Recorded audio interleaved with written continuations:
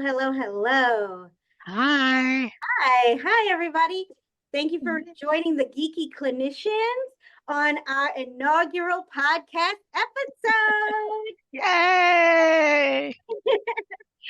So we're here today, and we're for Mental Health Awareness Month. May is Mental Health Awareness Month, and we're just gonna be talking about how we became geeky clinicians. We're just going to talk about our origin story. How did we even find this path, and what keeps us going? What makes us passionate? What gets us geeked out about doing this clinical work? And so that's what we're going to be talking about today. I'm Dr. Deborah Dantzler, Chief Geek here, and I'm the owner of 3D Psychotherapy, which is a group practice here in Decatur, Georgia. And this is my team, my crew I get to hang out with them. And we're here and we're going to talk about this stuff today. So thank you for joining us. I'm going to let each person introduce themselves, and then we're gonna jump into it. Hi, I'm Jacinta. I am the lead clinician at 3D Psychotherapy. I am grief certified, anger management certified, and trauma certified once it's renewed. They can't take your skills. You just gotta pay the dues. Right. Okay. Hi, I'm Sandra, and I am a postmaster's residency program student. I graduated from Clark Atlanta University in 2023. This is my first year, approaching my second year as a PMRP, and I love it. Learn a lot about me, the process of being a clinician, that sometimes I am very wordy, but I'm learning. And I love it. Thank you, guys. Thank you. So, first question. What is your earliest, we're going to all the way back, earliest awareness of a desire to become a therapist? For me, it was in high school, and it was I took a psychology class. And I remember being in the class, and it was one of the classes that I used to rush to because it always excited me to learn more about the human mind and why we think the way we do. And it wasn't really a thought that stuck with me, though. After the class was over, I always thought I was going to be a writer and write the great American novel and all of that. So I didn't really take it seriously that this was an avenue that I would pursue until years later. Okay. So a Psych 101 class in high school? No, not Psych 101, just a regular psychology class. So just like an intro psych for Yeah, high school. for That's high school. awesome. Yeah, That's awesome that they had that in high school. yeah, yeah. Right? That's Well, so I went to a magnet school. okay. Okay. Yeah. Excellent. That's awesome. Sandra, earliest So earliest awareness. mine was actually at the age of 9. I was Oh, on the MARTA bus going home with my mom, and she was telling me a little bit about her life story and how when she got pregnant, she was a teen mom, and she did not want my sisters and I to end up with the wrong person. And she said, people take advantage of single moms. And I looked at her and I said, you know what? I'm gonna build a center to take care of single moms. Oh, And okay. that's what I'm gonna do. And so every time I think about it, I'm like, wow, I am social advocate for the single family. Um, and I'm like, okay, yeah, that's where that came from. And I'm grateful because it pushed me to know that my community matters. So not just the individual, but the family unit and the community in its entirety. Yeah. Awesome. Awesome. I think that's really awesome. Like those early influences, you know, your mom telling her story and then that kind of sparking that seed in you. My intro was also when I was really young. I think it had to still be like single digits. Maybe at most I was 10. And my cousin who was in college, she was an undergrad, would come and pick me up or pick me and my sister up and kind of take us out for ice cream, that sort of kind of thing. And so I remember she came and picked me up, and her textbooks were in the back seat, and of course, children sit in the back seat, right? So, Right. so I'm sitting in the back seat, and I kind of, you know, pick up her textbooks, and I mean, she had more than psychology textbooks back there. So I don't know how the universe just said, this is the one, right? And so I picked up the textbook, and I was like, what is this? Like, what does this mean? And she was like, oh, psychology, that's like human behavior, right? And I said, I wonder why people do what they do. Like, I was just really curious as to like why humans did the things they did. So I started flipping through the textbook and reading it and everything, and read about Freud. And so I was like, oh, okay. And so started reading like about Freud. And then one of the greatest gifts my mom definitely gave me was the entire set of the Encyclopedia Britannica. Oh, we had those. You know what I'm talking about, right? With the gold leafing and oh, Uh-huh. yes. So when I got back home, I obviously went to my Encyclopedia Britannica and I like researched psychology and Freud, and then found out about Jung and all of the different things, and it just sparked a lifelong curiosity around psychology and human behavior and mental health and all of the different things and theories. But yeah, we all started very young, so we all have that in common. Yeah. Yeah. All right. So initial interest, very young, curious about humans and human behavior. Was the path straight? Was the path crooked? What were the challenges and perhaps barriers or pitfalls that were in between here we were when we first discovered it, and here we are today as practicing therapists? Tell me about more things on that journey. Well, so, well, I later on as I got older, I said, oh, I'm gonna be a lawyer because I wanna fight for everybody and I want to make sure nobody's getting taken advantage of. And so I said, well, I'm still helping people, but not in the context of, clinical services. So I said, okay, law it is. But then life started lifing and I detoured. So it took me 10 years to get a 2-year associate's degree in sociology. And as I was on that path, my sociology instructor told me then, Sandra, I need you to go into another field. And I said, why? I was getting all A's. I was proud. I finally had my niche. The last 2 to 3 semesters, I was getting ready to get up out of there. She said, I need you to go on another path because you're too passionate about the subject matter.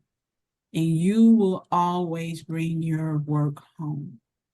And that's not good. Wow. Yeah.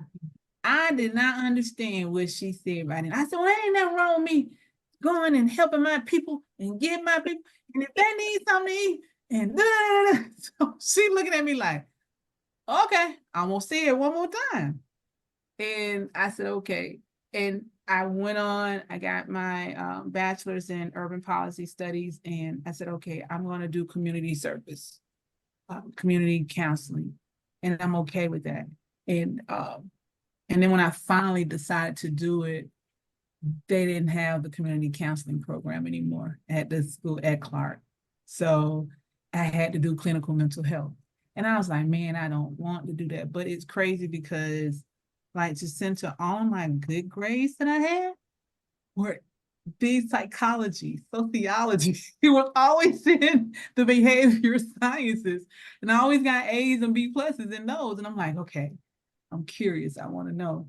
But I had to realize that even by it being a little quick, a turn, a little gentle turn here and there, and sometimes it took a little longer in certain areas than others, I still got back on the path, and I don't regret it. It was fuzzy for me at first and where I was supposed to go, because I started out as an AmeriCorps intern, and I'm like, okay, is this really what I want to do, is work with these kids at this courthouse? Because I started writing service learning modules for community service hours with them. And I'm like, yeah, I'm gonna go to jail because these kids gonna say something, I'm gonna pop somebody in the mouth. So let me, I said, let me not do this. So, but when I got into it and I had a chance to write one about grandmothers being parents, not grandmothers, but grandparents raising their grandkids and being forced to be parents because their children were in jail, incarcerated, or what have you. And then I said, okay, this is worth it. Because some of the kids with the service module that I wrote got a chance to help another person. She was 80 something years old. You would have never known, but she looked like she's about 50, 60. And they got out there and she was about to get fined by the city because she had so many leaves in her yard and they were going to fine her. And the kids got up there and they raked up all those leaves and they got to meet the owner. And so they were so happy to assist, and their attitude and their mindset about assisting the elderly changed because of the response that she gave them. And when they had to write a paper, 1-page article, well, paper essay on the benefits of assisting our seniors and loving on them in different ways and how that felt for them. And one person actually said, from now on, I will get up and give my seat on a bus to a senior. And it's not their fault that they're old. They just, because one day I want to be old and I want somebody to respect me. So let me start now. But I said all that to say is that it was a little rocky start at first. But I believe the whole time my heart was always there. It's just I didn't know the definition or the design of where I should be at that time in my life. Well, it's an awesome clinical awareness, like awareness of your clinical growth and your development right there. Because what do we know to be true, right? Humans, we have two human drivers, two things that make us function as humans, right? And those two things are connection and purpose. Connection and purpose. And in that what you just shared, on both sides, because again, as clinicians, we're the instrument, right? On both sides, both you and the kids that you didn't pop in the mouth, very good, but you and the kids both connected to the joint connection and purpose. And you found that in the joint service up to the elderly, right? Kids, they're obviously involved in some sort of systemic oversight that you were working with them. So that means there probably was some dysfunction at home. There was some chaos. There probably was a lot of internal challenges that these adolescents were facing. And, you know, when adolescents, they don't have the, you know, maybe the language to be straightforward about, I'm in pain and this sucks, da, da, da. They're going to act out and they're going to give the smart mouth and they're going to do this. But you got them. You connected with them and had you guys developed a shared purpose. And then you see that, you know, it was transformative for them. And it was transformative for you as a clinician. Awesome. My path was a lot more disjointed. So, like I said, I thought that writing was the thing that I would be doing. And that was, it still is my first love. My mother went shopping one day and she came home with a bag that had a poem on it. And I memorized the poem. I still know the poem by heart. And it started me to write my own poetry and then short stories and plays and that kind of thing. So I thought that that was going to be what I would end up doing for life. Um, I got a job with a media outlet. Um, I worked at the church doing media ministry. I set up cameras, broke them down. I taught the camera people how to do live broadcasts. Um, yeah, I just knew that's where I was going to be. I was working at the media outlet, but I was not working doing what I wanted to do. I was working in finance, but I loved it, so I stayed. Mhm. Um, and then I worked there for 10 years. They laid us off. And when they laid us off, I had no idea what to do next. Mm. I have learned construction work, cabinet making. I have done a lot of things. And when I started to think about what I wanted to do next, I was on the phone with one of these people that when you start to look at going back to school, Mhm. everybody starts calling, right? Mhm. And so this guy called and I was on the phone talking with him and he said, what about psychology? And I went, "Hmm, that's interesting. Maybe, but we'll come back to that." And then I read a story about a young man who was about to do life in prison for killing his aunt's boyfriend. And I read the entire story. When I got to the end of the story, it talked about how this young man had early in his life watched his brother being thrown from one of the high-rise project buildings in Chicago. Mm. And I remembered that story. And I remembered that the Chicago Housing Authority settled with his family for, I think they gave him like $2 million or something. And when I finished reading the story, it occurred to me that this young boy had all of this money at his disposal. His family had all of this money, and nobody suggested that he go and get therapy. And that coupled with the idea of this guy saying, hey, what about psychology? Is what made me go, you know what? I did like psychology, and maybe I can help somebody. Yeah. Yeah. Awesome.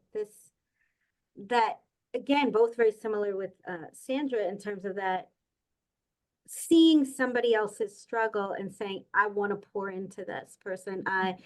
Even though you weren't able to help the boy in the story, he was already Yeah, on he was his path, already, yeah. but you could see it that, oh, had there been an intervention, had there been a therapist in this child's life, then he would not be facing perhaps death in, Life in prison, right? Yeah, his whole life trajectory perhaps could have been changed had he gotten intervention earlier, yeah, and that desire to say, okay, no, I want to, that's how I want to show up in the world, that's how I want to serve, that's yeah, that's on my purpose path. yeah. Yeah, awesome. Yeah. My kind of, from the time I was in the back seat of my cousin's car to here, um, was a little bit straighter in that once I found it, it was hands down love. Like the human mind, behavior, all of it was just in love from day one. But I always wanted to be a doctor, right? When I was little, I don't know if I knew somebody who had MD on their license plate, or I don't know why. I just always thought I would have, like, I wanted MD on my license plate. I just always wanted to be a doctor. And so, high school, I did pre-med, then undergrad. I As I was kind of taking my science classes, I wanted to be a doctor, but I always wanted to be a psychiatrist. It was only mental health. It was only that. It wasn't, I didn't want to do any of the other stuff. I just wanted to do psychiatry. And so then I think it was, um, I don't know when it was, but at some point I learned that, you can't just go to med school and only study psychiatry. I was like, wait, what? You mean I gotta cut people up? Like, Mhm. I gotta do it blood, like, and guts? Like, no, I don't want to do any of that. I don't want corpses. What?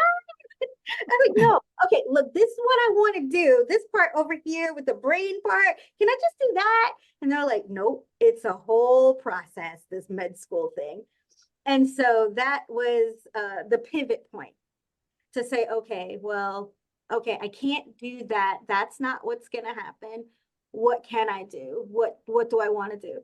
And a lot of, family members saying, oh, go this route, go this route, go this route.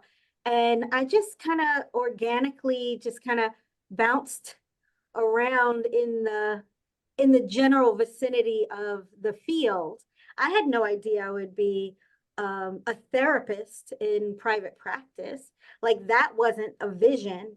I just knew that doing this work, being in human services, doing this was something that I was going to do. And so when I was in undergrad, my first like internship was at the B.F. Skinner School. Oh, really? Mm-hmm. I didn't know there was one. Yeah, so I don't know that they still exist. This was in somewhere in upstate New York, and it was a behavior 101, right? It was so awesome. It was so, I was like, yeah, I just loved it. And they actually hired me after the course, because it was their, internship. And I think I worked there through whatever. And so did that. Then I also, for a number of years, worked for uh uh what do you call it? It's like, so United Cerebral Palsy. And so I worked all through my undergrad in group homes that served developmentally disabled adults. And so I thought maybe I would do after the behavioral, the not wanting to do like the Skinner stuff. I thought maybe I'll do like the QMRPP stuff with the developmental disabilities. It was still very behavior based, um, and so did that for all undergrad. And then once I graduated, then I got into drugs. I found narcotics. I found heroin. I started working in Yeah, methadone, right. in methadone maintenance, right?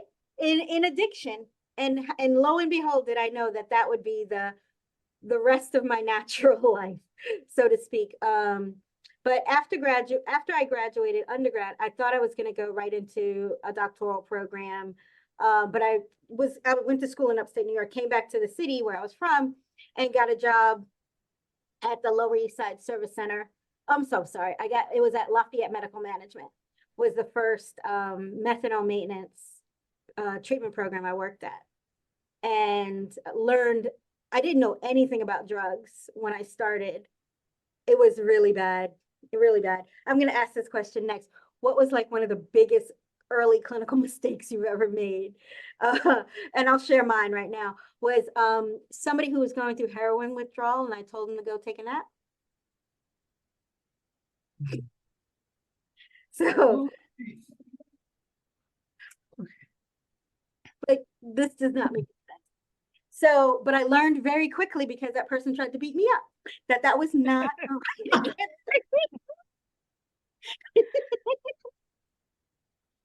It was not the Yeah, right, not the right answer. not the right answer. Um, so so did that, worked in, and then I worked in drugs and alcohol for uh double-digit years, 10-15 years after that, in various capacities.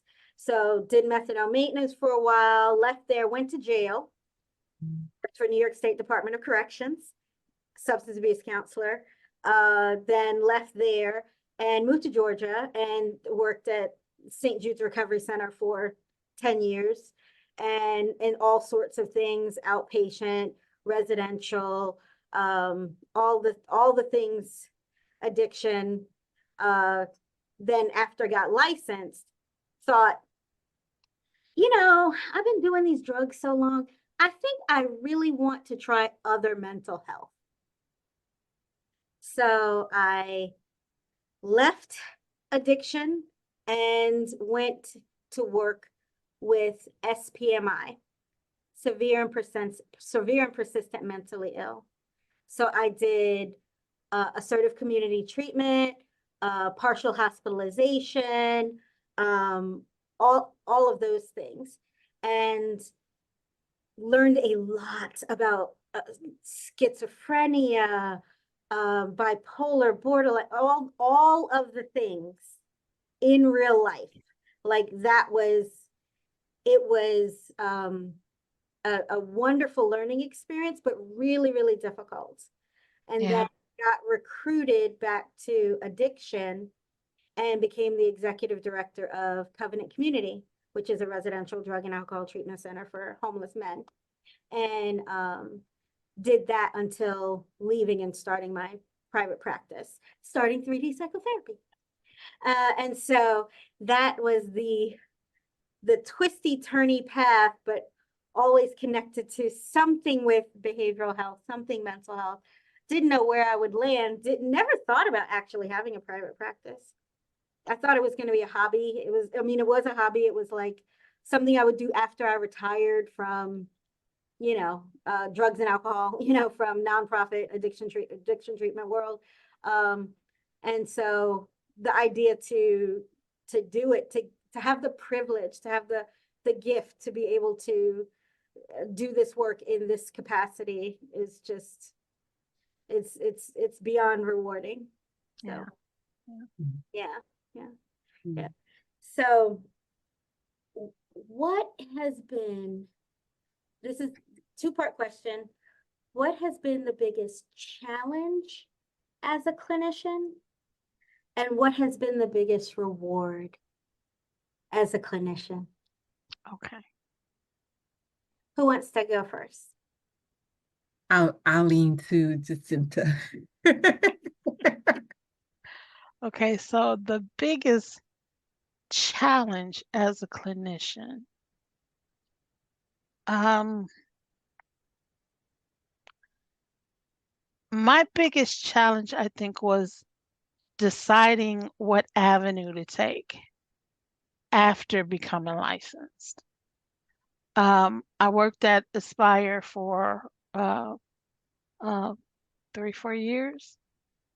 Um, and in the end, I actually was enjoying what I was doing. I was able to help individuals, but I was helping them through their company.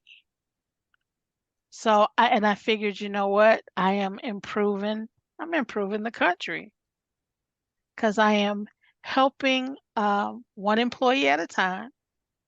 And anytime you help the employee, you are increasing the productivity at that company.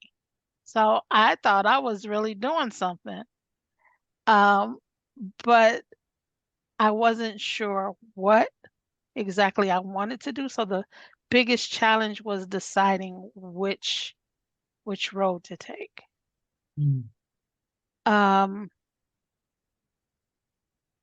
and feeling like that imposter syndrome Mm, Mm. of who do you think you are that you are actually able to help somebody, and there are areas of your own life that haven't been touched. Mm. So that was a challenge. And then the greatest reward I think I experience continually, whenever I sit with a client and know that I have made a difference, that something that I said or something that I did caused them to think about their situation in a different way. It's continuous. I got one client that says when she is in a challenging situation, she says, WWJD, what would Jacinta do? uh, So I think little things like that are rewards. They are. I can agree with you on that, Jacinta. It's just to see that aha moment and that light bulb go up for the participant, the client is amazing. I get teary-eyed sometimes when I see them notice it for themselves and they grab hold to it and like, you know what? I can do this, or I should do that, and it's like, oh my God, yes. My struggle as a clinician is I want to save the world and I want to solve every problem and I want to beat everybody up for that person because you messing with my baby. It's my baby. And I'm like, you cannot save everybody. You can't solve every problem. And you gotta be able to step away and Mhm. let them figure it out. And it's hard, especially coming from a person that's a caretaker. I take care of everybody else. And so I'm like, okay, if you teaching and spitting out, hey, self-care, when do you do it? And mhm, self-care means you got to let it go and trust the process that they're going to get to the destination they have to go without you having to fight for them all the time. So I love seeing the happiness piece, yeah. the That, confidence that they get. yeah, that transformation is, I Yeah, mean, to bear witness to that is definitely a gift. yeah, Um, but something you just said, Sandra, reminded me of the core values of 3D psychotherapy: the love, learning, growth, curiosity, and disruption. And that unconditional positive regard, that genuine love for our clients, for who we serve, for the human across from us in that space going through their journey. And us being in the arena with them 10 toes down with them on their fight. But we always have to remember, as the clinician, we're not the hero. yeah. We're not. It's not Mhm. actually about us. They're Yep. the hero. We're the Yeah, guide. They're the absolutely. hero. This is their fight, and we're there. Like, they're the champion golfer, and we're their caddy. In that, we're there to say, we recommend you use this wedge versus this Mhm. putter, Yeah, right? But it's not about us to say not about the us. skill to make the shot. That's their work to do, Yeah. right? But to be able to, you're right, to both of you, like, to bear witness. This actually just happened, I think, yesterday. Was working with a client, and I think I asked two questions, and they were like sitting back like this. And then as they started to answer it, and then they just started laughing, laughing, laughing, laughing, laughing.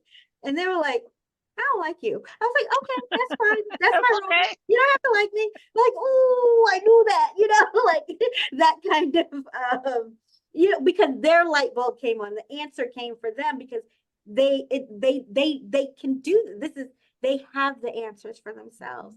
It's just us having uh the privilege to be there to guide them or to support Yeah. them or to ask the challenging questions or to poke it in such a way that it spills out. And so, yeah. That reminds me of the movie, The Bagger Vance, The Legend of Bagger Vance with Will Smith. Uh-huh. And he was the golf caddy, and he did the same thing that you just said, you just described, was that he was there to push the golfer in the right way in his life, not just in his life, but even on a golf course, using that gentle guide, that skill to gently guide him to make those choices for himself and to reconnect with who he is and who he was, because he had lost his confidence. He had lost everything. He had just came back home from the war, and he didn't know who he was. Mm-hmm. He ran away from everything and everybody in his life. And so being able to truly reconnect the client with who they are. Yep. I'm Yeah. sorry, I just had to bring that movie in because it is such a good movie. If you hadn't seen it, you gotta see it. It's such a That's good okay. movie. Yeah. I think it's relevant, this idea that, it's remembering it's not our journey to do for them, but our journey is to be kind of there with them and support them. But they got it, and just really being able to uh uh have that map for them as they go, kind of figure out and navigate their way to healing and to wholeness and to having that highest quality of life. And to be able to figure out how to disrupt those Mhm. past patterns that have held them down, past patterns of perfectionism, procrastination, and anxiety, disrupting those patterns that no longer serve them. Yeah. And so we've talked about our origin stories as clinicians, and what are the things that we find most rewarding in the here and now about being a clinician. What is your best hope for our field, for clinical practice, for how this work will continue to benefit and serve humans? Mm. How long we got to respond? Yeah, I got a lot to say. well, let's be concise. Let's narrow it down to like the top one or two things that you'd hope for. I would like and would hope that our politicians, those that we've elected, truly become more active and support the mental health field. This is not a joke. There should not be a situation where a person, because of their financial inability to pay for services, cannot get services. There should not be a point where a person who is of danger or harm to themselves cannot get placement. We hold too strong to past mistakes instead of moving forward to future endeavors and future successes. There should be places for people to be housed who are unable to care for themselves. We've closed all of these facilities. We've told these people, okay, there's nothing wrong with you. You can go live and take care of yourself, and you put them in apartments. But what happened? They're living under bridges now. They're homeless. They can barely feed themselves.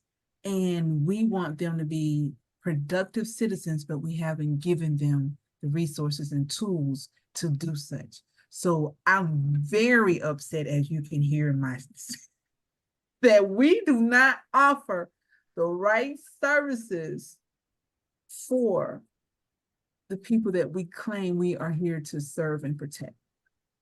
Okay, thank you. That. And I can't say no more because I'm gonna get on my soapbox. I'm sitting back now. I'm sitting back. Jacinta? I would agree with that.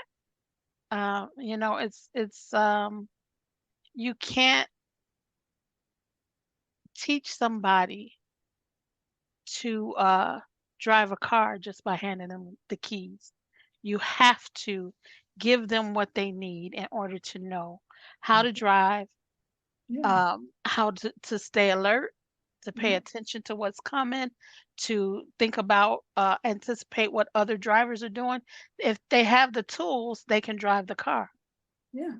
If you don't supply the tools, you can't expect them to naturally know what to do. My greatest hope for the field is that not just the politicians, but I am seeing so many celebrities Mm. that are speaking up for mental health. Taraji, Mhm. um, Jennifer Condé Garner, Nast. yeah, Mhm. and Matthew McConaughey. You see so many celebrities that are speaking up for mental health. I want to see that continue. I want to see, um, especially my community, African Americans, continue to embrace their own mental health, because for so long it was denied to us, right? Yep. Yeah. And we have all of this generational healing that Yeah. needs to take place. And I would like to not only to see it done, but to be a part of the whole thing. And Jacinta, I want to add this piece, and I'm so glad you brought up about the African American culture. We need to stop thinking that it's wrong to seek assistance, that you're automatically crazy if you go to a therapist or a counselor, and that it shouldn't happen. We've put a stigma on it, and it should not be there. Yeah, absolutely. It takes a strong person to say, hey, I need help. Yeah. And Ab- not that I'm gonna pray my way through it. Right. So pray and Seek therapy. help. Yeah. Recipe is prayer and therapy. Right. Prayer and therapy. Prayer and therapy. Yes. Yes. And breaking down that stigma. I do think that we have come a long way with awareness. Yeah. We know that there are 3 steps in our heuristic, right? It starts with awareness, but then we've got to get to acceptance. And I think that that is still an ongoing process with Black and Brown communities, that this awareness that, oh, there are therapists now. There are therapists that are Black. There are therapists that look like me. And more people are going to it, but the acceptance that it's okay that I go. It's okay that I'm not Yeah. okay. It's okay that I ask for help, or that I can participate in something that really gives me space to prioritize myself, because I do think that's a huge message in our culture of It is. self-sacrifice. And so this idea that to actually invest in oneself is somehow selfish. I think told you guys the other day, I don't believe in the concept of selfish, but that's another podcast for another day. And so the best hopes for the field for the future. I mean, there's so many advances around neuroscience, and we're learning so much about how humans work. There's so much now that we can say what we know to be true is.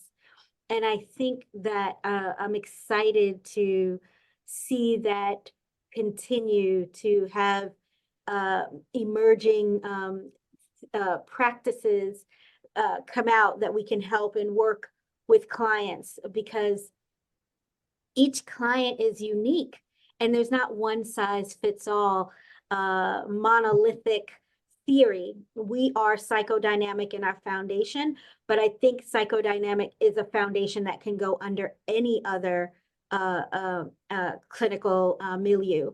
I think that whether we're doing IFS or ACT or CBT, I think that learning that that foundational origin of psychodynamic helps, but and adding and sprinkling in the neuroscience and things like that. So clients aren't a monolith, so we shouldn't have to only use one modality with all the people. So all of the things that we're learning, I think, are going to enhance our ability to best serve people and meet them where they are in their journey.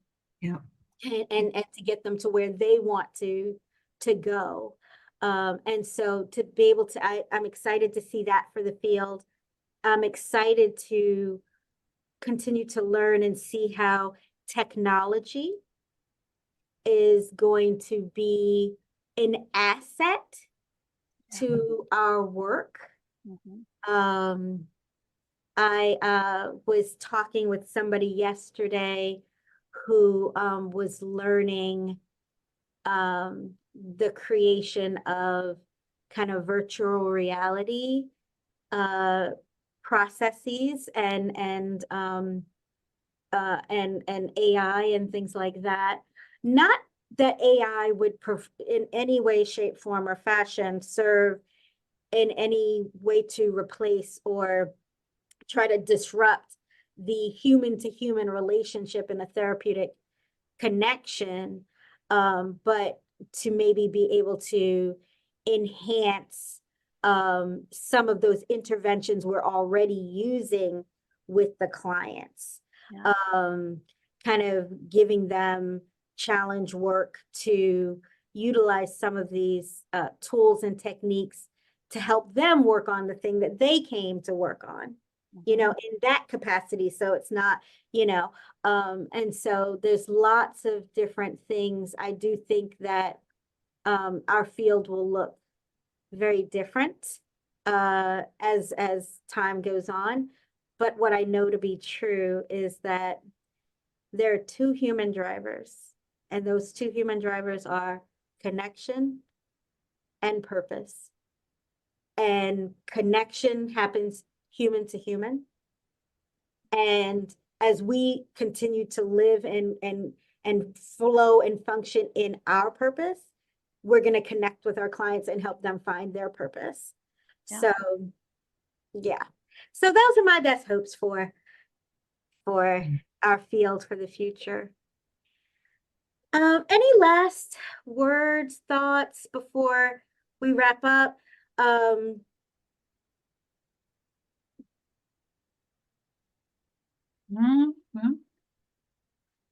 Just wish everybody a happy healing. Yeah. Happy healing. Happy healing. I like that. Happy healing. For Mental Health Awareness Month, we're the Geeky Clinicians. Thank you for your time. I hope that you've gotten some valuable nuggets out of this. And we hope to see you next time. Thank you. Peace.